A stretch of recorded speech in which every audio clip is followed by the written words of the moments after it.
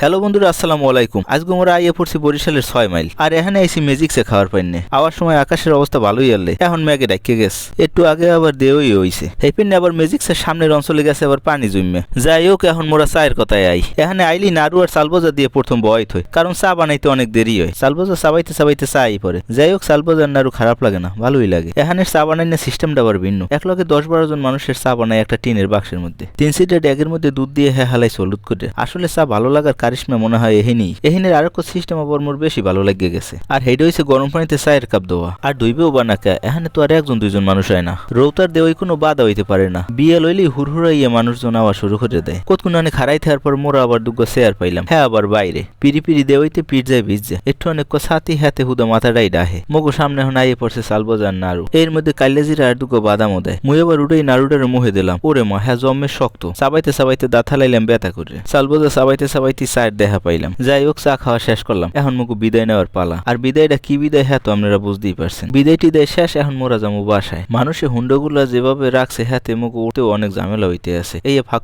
করে এখন মুকু উঠতে হইবে রাস্তায়। আজকে এই পর্যন্তই। সবাই ভালো থাকেন, সুস্থ থাকেন। আর মোর এই ভিডিও যদি ভালো লাগে তাহলে সবাই একটু ফলো বাটনে চাপ দিয়ে রাখেন। ভালো থাকবেন। আসসালামু আলাইকুম।